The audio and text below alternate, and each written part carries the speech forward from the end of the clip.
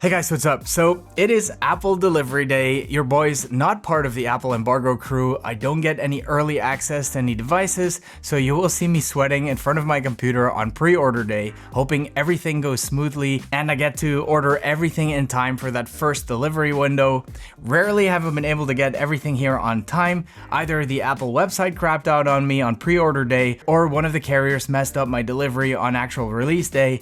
Anyway, not this year, because I received a stack of packages today, of which I'm 99% sure what's inside. I'm pretty sure these are the new AirPods Pro 3s that I'm actually pretty excited about, but we'll keep those for later. This can only be the new Apple Watch 3 Ultra. I'm not really sure how excited I am about that one, but let's see. And here we have package numero uno, the alpha package, if you will, which should contain both the iPhone 17 Pro Max in silver and the new iPhone Air, which is the phone I'll be focusing on today. It's by no means Apple's best or most powerful phone, but it is definitely the fresh new face on the block, so I really wanted to check this one out with you guys first. I will be unboxing all of these in separate videos, and of course, we will be doing full reviews on each of these products. We'll be doing best iPhone 17 accessories videos, all of that good stuff. So definitely subscribe if you want to tag along for that.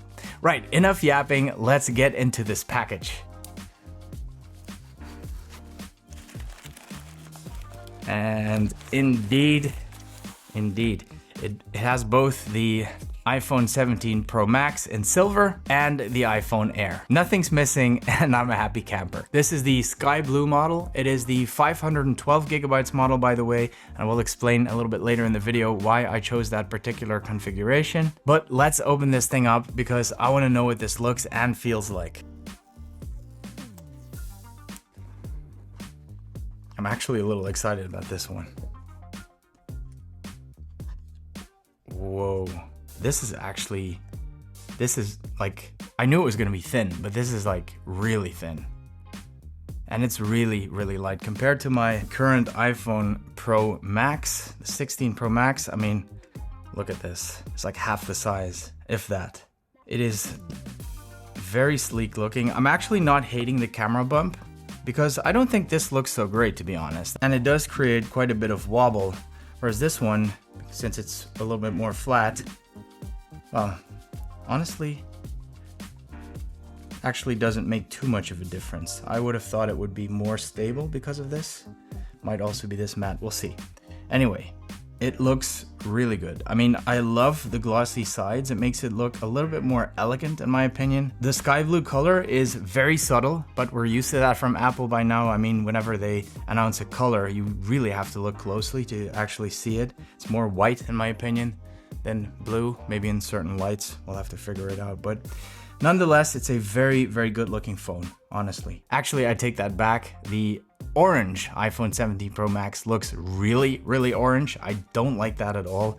I'm sorry, Carl Conrad. I actually am a fan of orange. I like my orange things, and I was really attracted to the orange strap on the first Apple Watch Ultra. I just don't think it looks good on a phone. Anyway, this is a good looking phone, and I'm here for it. The only thing I don't like about these glossy sides is of course the fingerprints, but yeah, I mean, can't have it all, can we? So let's get to my absolute favorite part, and I know this is a little bit silly, but it doesn't get old, it never gets old, so let's just enjoy the moment. Oh, crisp virgin glass. Zero fingerprints. That's gonna change in about 2 seconds, but let's just appreciate it. Beautiful looking phone, honestly. I don't really know what else to say about it. It's a good looking phone. Have you ever looked at something and thought, wow, you look so good, you should be naked all the time? Well, that's kind of how I feel about this phone. But yeah, it does have shortcomings, and I do want to talk to you guys about those. It does also have some upsides. There's definitely some advantages of rocking this phone, and we'll get to those too. But let's just first set it up. I want to get into this phone and see how it actually feels and looks. And then we'll have a closer look at this phone and talk in more detail about why this phone could be an absolute killer for you, or whether you should be skipping this phone in favor of a regular iPhone 17 or maybe one of the Pro models. Let's ramble. Hold up, place go wild when I pull up. They all on me like it once.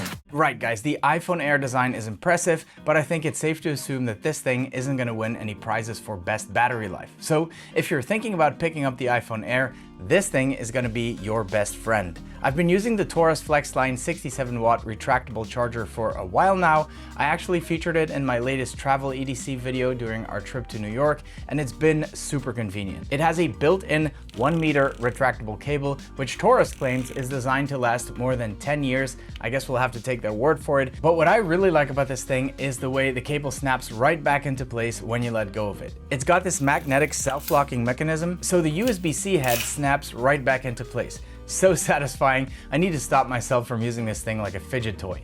It's a GAN charger as well, so it's super small, but it still packs that 67-watt punch, and it doesn't get hot because of the dual custom cooling chips. And between those foldable prongs and this retractable cable, I mean, it doesn't get any more compact than this, and it has an additional USB-C port, so you can fast charge 2 devices at the same time, fast enough to power a phone to 65% in like half an hour. So guys, don't even sleep on it. This thing is the perfect companion for your shiny new iPhone. And if you want to pick one of these up for yourself, there will be links in the description below the video. All right, guys, we set it up. I didn't get all my stuff on there actually because for some reason it just kept freezing. I'm sure it's got nothing to do with this particular phone. It's just something that happens every now and then when setting up a new iPhone. I'll try again later. But I just wanted to get in this thing quickly so we can have a look at it. And I have to say, I really like the way this thing looks. I did change the standard wallpaper to this one. This is actually, I think it's a dedicated one for the Air, and this is the sky blue. I thought, you know, why not match it with the phone? This actually looks like blue though.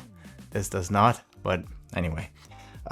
So let's start with some of the positive things. So first of all, you know, having handled it a little bit now, I just can't get over how nice this thing feels in the hand. It's very sleek, and even though it's very thin, it doesn't cut anywhere. It doesn't get annoying on the pinky or whatever. I think the curve is just right, and it sits really good. It is a nice departure from having a super heavy phone like the iPhone Pro Max. I'm sure this feels very nice in the pocket as well. Which brings me to the durability. This thing does have ceramic shield 2, I think it's called, front and back. And I've seen some videos online of people trying to bend it, putting some pretty good force on it, and it didn't bend at all. I'm not saying you shouldn't protect this thing. I am definitely 100% gonna put a screen protector on there. I'm not gonna rock a case on this thing. This is the iPhone Air, and I think it completely defeats the purpose if you're gonna put a bulky case on it.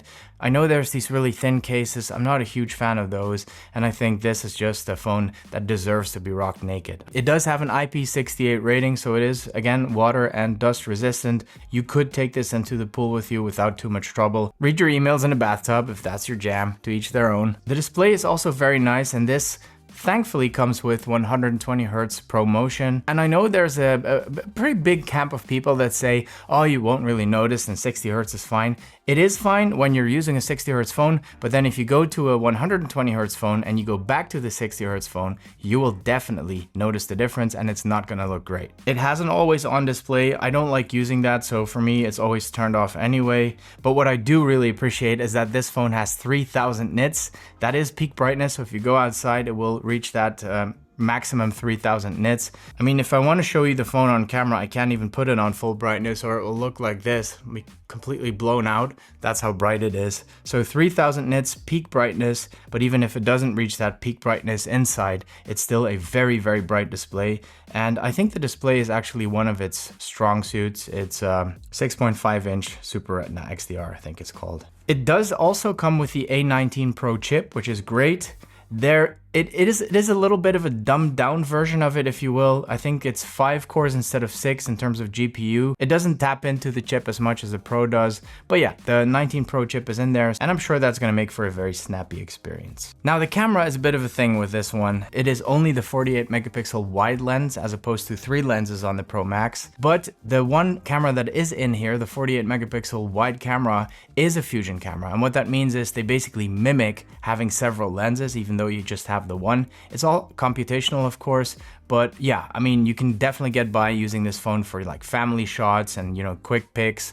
but if you're using it for more than that, you might want to consider one of the Pro models. Very cool though, and that's on all of the phones, I believe, and it's definitely on the Air, is that they have an 18 megapixel front-facing camera, which is quite a step up from the 12 megapixel front camera. But what is more important is that they're using a square, so the full sensor, if you will. It's a little bit like open gate shooting. I mean, if you're a camera nerd, you know what that means. Basically means you're using the full sensor instead of a 16:9 or 19:6, and that means it can take selfies in portrait mode and landscape mode without you having to actually rotate the phone, which is pretty useful.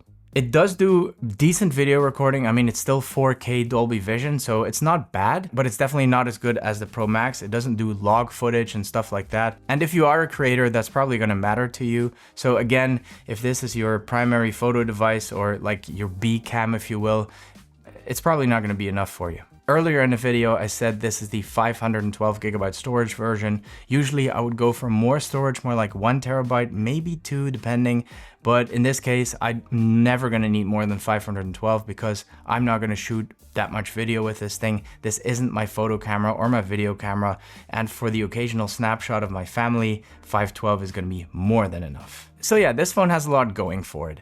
But there are some downsides, as we said, and I do want to discuss those too. Starting off with probably the biggest gripe most people are gonna have, which is the battery. Apple claims full day battery life, but then I'm thinking, whose day? I mean, my day is not the same as your day, and your day is not the same as the next guy's day. So whose day are we talking about? And then when they do talk about that all day battery life, does that mean the phone naked, or does it mean the phone with the battery bank? And I did actually order it. I have it here. So let's unbox this really quick and see what it even looks like. But yeah, I'm wondering if the all-day battery life takes into consideration this battery bank. 27 hours of video playback, that's a lot. I really don't see it happening, to be honest, but we'll see. I didn't think I would say this, but I will say that this actually doesn't feel too bad. I mean, ergonomically, it's okay. It doesn't bother me. It basically makes the phone as thick as most other phones, maybe it's slightly thicker. The reason why I'm saying this, my first reaction to this battery bank was, that's ridiculous. Why would you create a phone that is this thin, you know, with the main feature that it is so thin, if you're gonna make it like inevitable to get through the day without a battery bank? But, you know, holding it like this and seeing it with the battery on, I'm changing my mind a little bit. The type of user you are matters here. Myself, I'm in the studio most of my time. You know, here and there I might run out for an errand, or maybe I have a meeting somewhere in town. But most days I'm spending a lot of time at my desk. So when I get to work, I'll charge my phone. Between doing stuff, I'll be charging my phone. It's basically always being topped up. So I don't really very often run into battery problems with phones, and I'm sure it's gonna be the same with this one. I think it will become more tricky when I have to attend an all-day event or something, or maybe I'm traveling. In that case, probably this phone isn't gonna last. And then I can slap on this battery bank and accept the fact that this phone is going to be as thick and as heavy as the phones that I've been using previously. So basically that kind of means you have two phones. You have the very sleek, light phone, as long as you have enough opportunities to charge it in between stuff. And then you have the slightly bulkier and slightly heavier phone if you need to be sure that this thing doesn't die when you're out and about all day. I don't know, I guess it's for you guys to decide whether that's worth it. Oh, by the way, it says here that the iPhone can charge to approximately 90% while using a MagSafe battery pack. I do believe the previous battery bank didn't even manage to get it halfway full, or maybe 60%. Having said that, it's also a much smaller battery in comparison, and this is a much larger battery bank. So now, because it's such a small battery, Apple decided to make this model an eSIM only worldwide. And the main reason, I'm guessing, is because the battery is already very small and thin. I mean, if you do need a SIM tray in there, that is quite a chunk out of the internals. So if you can fill that up with battery, I'm sure it's gonna make a difference. So my guess is that's why they did it. The thing I'm actually a little bit more concerned about is the fact that this thing runs hot. I noticed it when I was setting it up. It was installing stuff for maybe 2 minutes and it was getting noticeably hot, and within maybe 5 minutes it was getting really hot. So putting my finger just below the camera bump, or the camera plateau I think it's called these days, it was actually really hot. And I was wondering about this before the phone arrived, because this does have a titanium frame, not aluminum, which means it is less good at heat dissipation. And the other thing is that we have no vapor chamber in here, and it is a very, very small body. So there's basically no way for the heat to escape. So I'm wondering if the chip is going to be that efficient that it can avoid this thing from overheating. Maybe gaming, if you want to play some games on this, or filming for a long time, I can see this thing running really hot. But yeah, like I said, there's only one way to find out, so we'll definitely be paying attention to that for my full reviews. Another big one for me is the very slow USB-C port. I mean, I'm glad it has USB-C, but it is USB-C 2.0, which is very slow. I think it's top of my head, it's 480 megabits per second, which is very slow. The iPhone Pro Max, I think, is 10 gigabits per second, 10 gigabytes per second. That means it's roughly 20 times as fast as this one in terms of data transfer, but it also has a slower charge using the cable. So this one charges, I think, 50% full in 30 minutes. The iPhone 17 Pro Max supposedly charges in 20 minutes, 50%. So that's quite a bit faster. You're gonna notice that. The same is true for wireless charging. 20 watts wireless charging on the iPhone Air as opposed to 25 watts wireless charging on the iPhone Pro Max. So if you're used to topping up your phone really quick, if you're coming from a Pro Max, for instance, this might be a little bit annoying. And also, if you do want to use this thing for video, it's going to take absolute ages to transfer from this phone to your hard drive or whatever. Probably your safest bet will be AirDrop, which says a lot because that's, you know, pretty slow in itself. There is actually an app I wanted to mention to you guys. It's called Blip. That has been really, really awesome. I've been using it on my Android phones because it's kind of a replacement for AirDrop. All you have to do is install Blip once on the device you want to share with, let's say your MacBook. Once you have the app installed, you can use it basically like AirDrop, but it's massively faster. So I can definitely recommend checking it out. For me, it's been my favorite way of transferring videos from my phone to my computer. It was recommended to me by Iskren from This Is E, so thanks again for that. But yeah, that app is absolutely game-changing when it comes to wireless transfers. Another annoying thing is the speakers on this thing, which apparently are only on one side, and you're gonna probably notice this, but also it has a much smaller body, so I'm not expecting super great audio from this thing. But let's just check it. I'm just gonna find some royalty-free music here.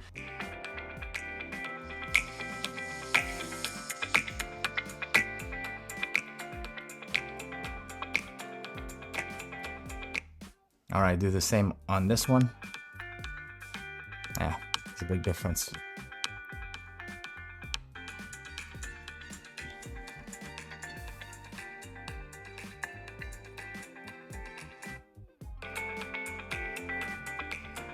Obvious difference. Anyway, I can't imagine anybody's gonna be surprised about that, but we have it confirmed. These speakers on this thing are not great. So yeah, I mean, what can we say about this phone? There's a lot wrong with it. It's not great. It's not the best iPhone ever made by any stretch of the imagination. It's not even as good in many ways as the regular iPhone 17. So in terms of value for money, you're probably better off getting the 17. If you want to have more juice, if you want to have better cameras, if you want to have better battery life, definitely go for one of the Pro models. But this is a very, very gorgeous phone. It's a very good looking phone. It feels really good. And having used this for a couple of minutes now talking to you guys and then picking up my Pro Max, it feels huge and heavy. So there's definitely a big advantage to that. If you are the kind of person that likes to rock their phone naked, if you like to stick it in your pocket, it does have that dual ceramic shield. It's getting stronger and stronger with every iteration. So I wouldn't be surprised if this thing holds up really well. But like I said, I will definitely put a screen protector on there because no matter how strong this glass gets, for some reason, I always manage to scratch my iPhone on day one. So even if it doesn't crack or if it doesn't bend, it will definitely scratch, trust me. So I guess we could ask ourselves, why did Apple make this phone? On the one hand, you could say this is a really sleek looking like business type phone. This is something you want to, put down on a meeting table and look really good. It's a fashion statement. It's a stylish phone. It's something fresh. If you're used to the same old iPhone like me, I've had this Pro Max form factor for years now and it hasn't really changed much. So it has that, something new, something fresh, something to enjoy. Maybe you can afford two phones and this is your secondary device, then it could be also very cool to carry one of these. But I don't really think this is going to be a very popular phone over time. What I actually think, and I know this might be a little bit of a hot take, but I'm basing myself on what Samsung did. Samsung came out with the S25 Edge, which was a very similar phone. It was their thinnest phone at the time. And people were commenting, nobody asked for this phone. Why did you have to make it so thin? Just give us more battery life, etc., etc. But what I think happened, and this is why I put the Fold 7 here, the Samsung Fold 7, is that it was a little bit of an experiment to see how much they could cram into a small body, or a very thin body rather, to learn the technology, to get the knowledge, and then they took that knowledge and transplanted it into their thinnest ever foldable. I still can't get over how thin this thing is, and we all know there are rumors, and they seem to be substantiated, that Apple is going to come out with a foldable as well. And then if I take this dummy over here and hold it against this one, what we get then is pretty much an acceptable foldable. So I wouldn't be surprised if by next year we saw something like this. What do you guys think? Let me know in the comments. In any case, thank you guys for watching. I hope you enjoyed the video. If you did, give it one of these. And if you didn't, just hit dislike twice. See you in the next one.